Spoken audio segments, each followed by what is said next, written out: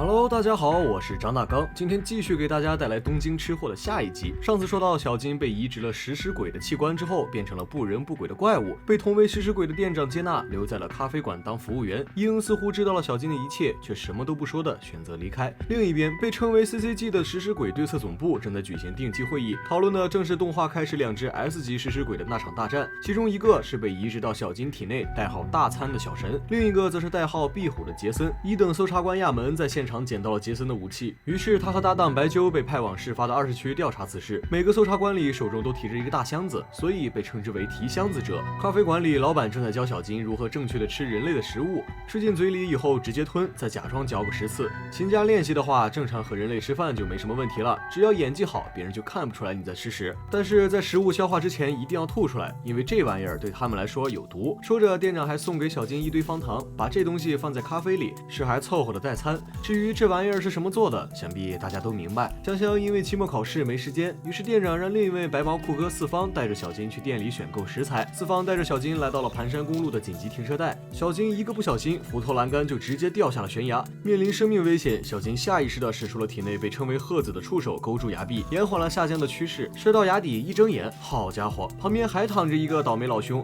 不过这位是来这儿自杀的。小金所在的地方是20区的安全区，专门为不愿意伤害人类和弱小的食尸鬼提供庇护的地方。他们采购的食材大多数都是这种已经死去的人。休息日被店主拜托的香香带着小金去定做面具，因为来到20区的白鸠正在钓鱼执法，不断的捕杀落单的食尸鬼，试图问出杰森的下落。出现的不少受害者让他们感受到了危机。面具店的贝先生一边给小金量尺寸，一边和他闲聊。为了食尸鬼的身份不被暴露，他们在行动的时候必须戴上面具，想要融入人类社会就必须戴上一生都无法摘下的面具。而有些食尸鬼不惜如此也要和人类来往的理由又是什么呢？从店里走出来后，回想起身边帮助他的努力生活的食尸鬼们，小金终于鼓起勇气向香香询问了关于厨师小姑娘的事，就是那天冒雨在咖啡馆里住下的那对母女。他也想去做点什么。小金被厨师的进食现场吓了一跳，又专门端了一杯咖啡去赔罪。两人尬聊了一会儿之后，看到厨师抱着自己最喜欢的作家的书的时候，小金才终于找到了话题。厨师十分的喜欢读书，但却并没有去上过学，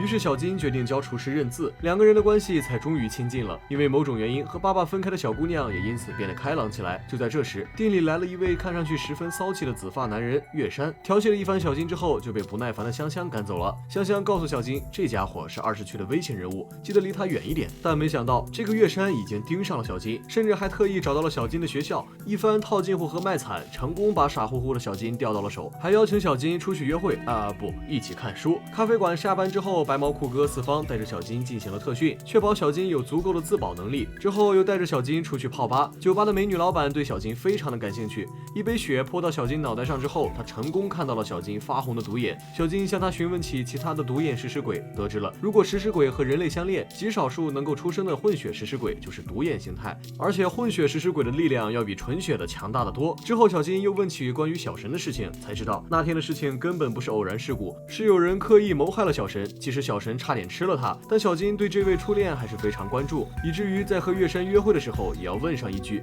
月山因为曾经邀请小神加入美食协会被拒，还嘲笑他伪装成上流社会的饮食官，非常的讨厌他，气得直接捏碎了杯子。小金想要帮忙，结果不小心被划伤，月神这才回过神来，为了赔偿小金，决定带他去小神经常去的店里，转头像个变态一样狂吸起了沾了小金血液的手帕。小金被带到了一家看起来非常高级的餐厅，洗了澡换了衣服，戴面具的女仆为他端上了一杯咖啡。但就在小金喝完咖啡之后，灯光突然熄灭，脚下的平台带着他不断上升，灯光闪烁间，小金像是被拍卖的货物一样被带上了一座满是血迹的大厅。这里是月山开设的美食鉴赏会，小金这才知道他被月山当成了食物，端上了一群变态食尸鬼的餐桌。膘肥体壮的解剖师对着小金就是一句子。小金虽然懵逼，但好在还知道跑，他的身体灵活性很好，东躲西藏，愣是没让砍到一下。但就在此时，小金突然脱力倒在了血泊之中，然后被解体师一脚踹到了墙上。原来他之前喝的那杯咖啡被月山加了料，解体师跟抓鸡仔一样，一把抓住了小金的脑袋，并越收越紧，生命受到威胁。小金再也控制不住自己的鹤眼，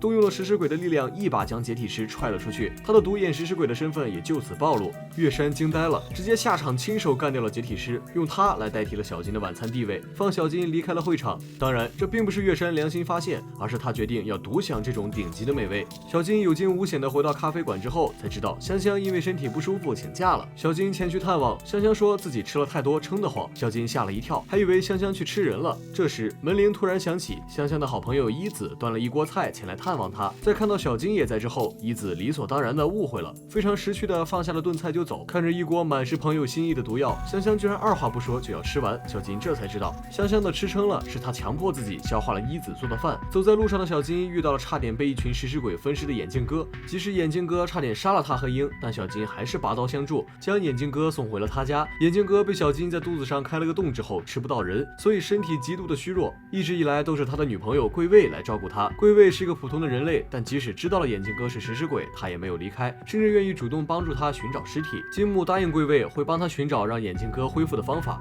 结果一转身，小姐姐就被月山绑架了。小金回到咖啡馆，不久后就收到了月山的消息，正巧眼镜哥因为女友没回来前来找人，两人根据地址来到了一座教堂。只见桂卫被捆在了教堂的祭坛之上，月山馋小金的身子又舍不得吃，在家苦思冥想了半天之后，终于找到了一个完美的美食制作方法，就是在让小金吃人的同时吃掉小金，而桂卫就是月山找来的香料。月山直接一拳锤飞了非要跟来的眼镜哥，小金气急也跟着锤了上去，但他刚转化为食尸鬼不久，动作非常的生硬，被月山轻松躲过之后，一拳打得连连后退。但就在月山又是一脚踹向小金，将要对他动手之时，香香及时赶到，从2楼一跃而下，一脚切开了月山的眼睛。可惜的是攻击力度很浅，伤口很快就痊愈了。香香再次以极其凌厉的攻势朝月山袭去，直接将其踹翻在地。但就在两人准备联手给他最后一击之时，月山开始反击了，一脚踹向香香的肚子之后，月山轻描淡写的折断了小金的胳膊，并一拳捅穿了他的腹部。美味的鲜血让月山立刻疯狂起来，香香朝着脑袋的偷袭被月山挡下，他直接伸出锋利的鹤子将其捅穿，紧接着就向昏迷的桂卫走去。在他眼中，人类不过是一顿平等的肉块。